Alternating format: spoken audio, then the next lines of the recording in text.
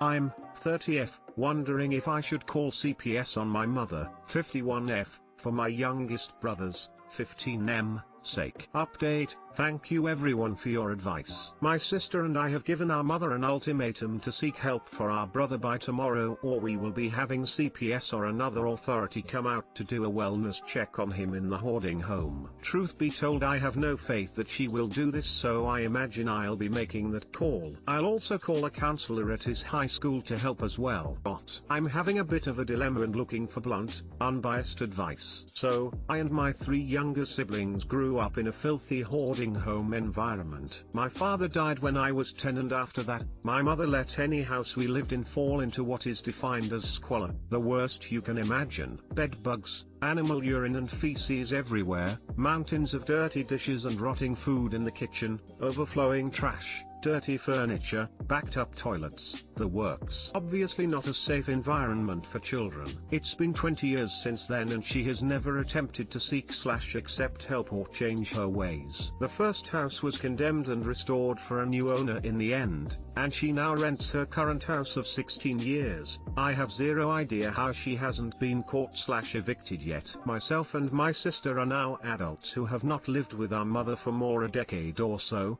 but my 2 younger brothers still live with her. Now, on to my current dilemma. For years I have considered off and on whether I should report my mother to CPS or the health department, something of that sort. I always hesitated because I thought, this shouldn't be my concern. I've distanced myself from my mother and extended family over the years and tried to rise above what I grew up with. My sister and I made it out okay. Maybe it would be worse for my brothers to have their lives uprooted, etc. But now, my brother, 15M, has expressed that he is feeling suicidal from a combination of the home environment, his parents not being good parents, he has a different father than the rest of us, and other mental health issues my mother has not bothered to take seriously. My sister and I gave her a very blunt and harsh reality check a few months ago when my brother first started acting out in harmful ways, but she doesn't seem to have taken it to heart that she needs to help her son. She is not abusive or neglectful in any other ways that we know of, but letting your children live in squalor is in itself neglect, I know. We are now wondering if calling CPS would be the best thing to do. I think it is, if only because it could save my brother's life. However, we both know there will be big effects from this. My mother may be charged with child endangerment, my brothers could end up being taken away from her, she would certainly lose her house, etc. I just feel like it's time for her to face the consequences of neglecting her children and getting away with it, and if my brother can get the help he needs to not take his life, that seems worth it. My sister and I have tried everything else we can think of to help, and now this seems like it might be time for CPS. But I am nervous, as is my sister. Anyone care to weigh in?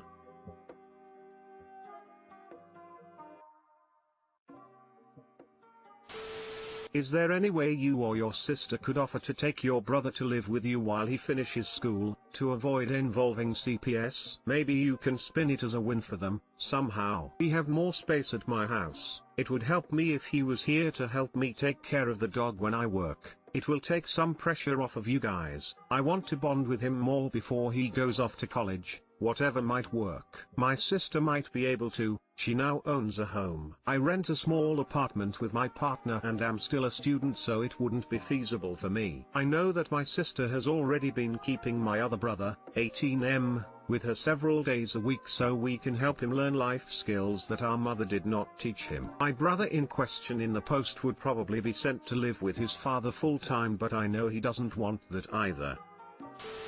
It sounds like you're feeling like calling CPS would be you deciding what's right and what's wrong. This is what CPS is for, so call them, and let them decide, and then there's your answer. This is a great response, thank you. This is how I felt all the years I considered calling and never did. It's just that now that my brother is feeling suicidal, it seems like the decision should be made now. Your mother is a sick woman, and something needs to be done to help your brothers. Call CPS, they won't remove your brother unless it is absolutely necessary. If the conditions are bad enough to affect his safety and well-being, then that's a wake-up for her. She doesn't need to know that you are the one who called.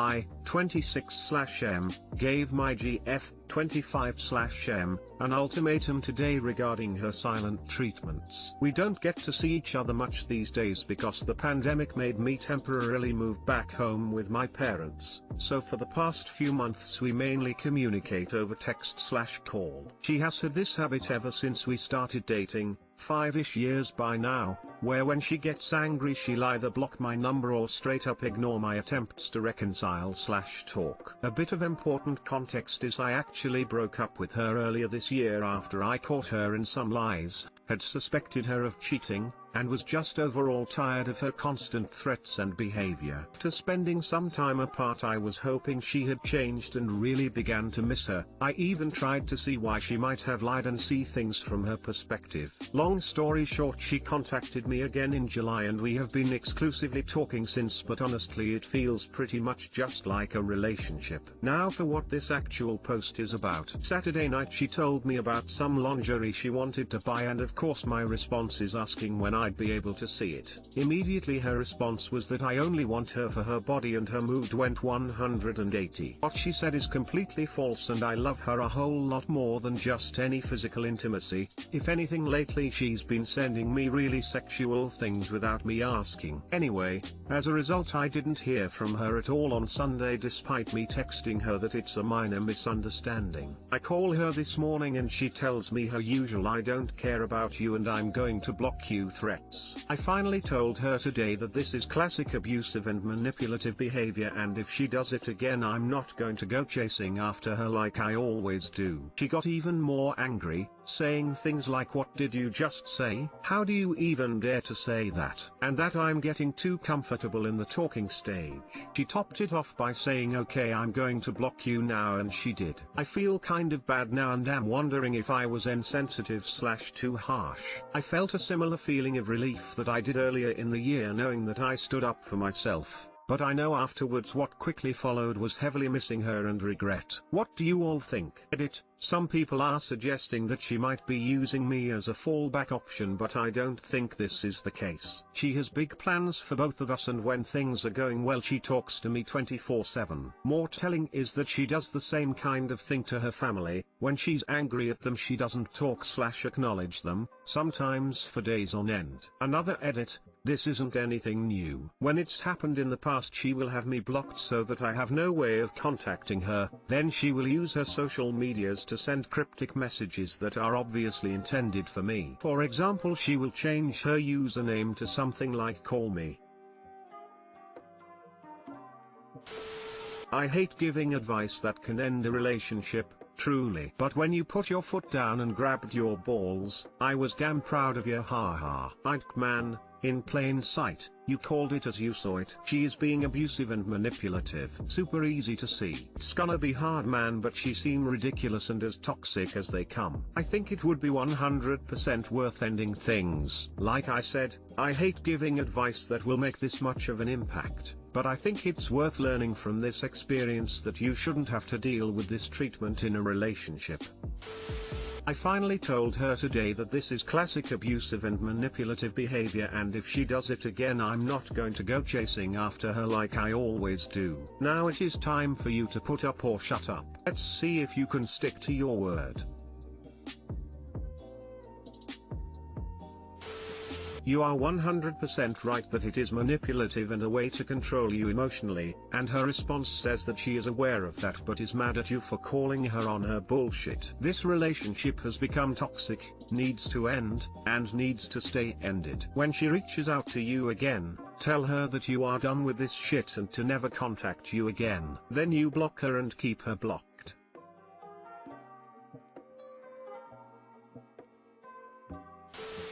This is coming from a woman. Run far, far away. There is nothing redeemable about her at all. I don't care if she sucks like $1,000 vacuum cleaner, there's so many red flags here. She's toxic to you, my dude. She obviously has some issues she needs to work out. Not your responsibility to do that for her or tolerate this childish and toxic behavior. Do yourself a favor. Dump her and move on. My boyfriend seems to be losing grasp on reality and is frightening me. I'm not sure what to do. I, 23, F, have been dating my boyfriend, 25, M, for some time. I have seen my boyfriend get extremely upset in the past, punching holes through walls, hyperventilating, reckless road rage, calming his anger by taking recreational drugs, breaking things, ripping clothing, but it never bothered me too much because his anger was rarely directed towards me and he would calm down shortly after these episodes and return to normal. Last night I saw him the angriest I ever have, and it was directed towards me, and I felt really afraid. He was upset about how many people I slept with 5 years ago, when I was in college. He was getting carried away in his anger and quickly lost his grasp on reality. He began to associate things that were entirely irrelevant, and he started to hear things that weren't happening. He yelled at me that he is not insecure and to never call him insecure again, but I never did call him that. He swore he heard me say it moments earlier, but I really never said that at all. It's like he completely imagined it or something. He was screaming about things that I didn't understand, and repeating statements like "don't ever fuck with me" and "nothing gets by me" when there was nothing I've ever hid from him to begin with. He also repeated statements like "I am loved, people love me," as if I ever doubted that to be true from the start. He kept telling me to stop laughing at him, even though I was not at all laughing, and he repeated over and over, "I'm not crazy. I'm not F/king crazy," which is another thing I never called him or implied him being. It was so late at night and he was screaming over nothing, not to mention he was rapidly shifting between wanting to hug and kiss me and make up to screaming at me about how I don't love him and I don't listen to him. By the time I was able to respond to him, he had already moved on to the next topic and he just went on all night. He insulted me left and right and then profusely apologized, hugging me tight just to let me go, insult me, scream at me and repeat the cycle. It was a fight between us, but it felt more like he was fighting himself, and he was losing. Today, I am exhausted after a restless night of fighting and I am wondering what the hell is wrong with my wonderful amazing boyfriend. Sometimes it's like a demon takes over him and I wish he knew how frightening it can be to those around him. I love him and I want to help him through moments like this, but I'm not sure how to react in these situations and I'm not sure why he gets like this. Advice to a young woman: if you ever have cause to say but he's nice to me to friends, family or yourself, it's only a matter of time until he's not anymore. So he's having auditory hallucinations, outbursts of anger, and paranoia. He taken drugs and alcohol to self-medicate and it's getting worse. I know you want to help him, but he needs professional help. Not be alone with him. If you want to help get away from him and communicate to him, you will not return unless he gets actual professional help and his caregiver, with his permission, gives the all clear. It's possible he's showing signs of schizophrenia. If not that, definitely some other pathology putting you at risk. You can't make decisions based on the version of him you love. You have to worry about the person you see him become. People with mental health issues are unpredictable, so you cannot depend on how much you know him. Is it possible he has some anger issues exacerbated by substance abuse? Sure. Still just as risky. It sounds like he needs to get a psych evaluation immediately. He's at an age where things like schizophrenia present themselves, and he is at the very least probably having auditory hallucinations, based on what you've described here. Support him in making this happen. Is there a mental health crisis team or something where you live? Have their number handy in case this happens again.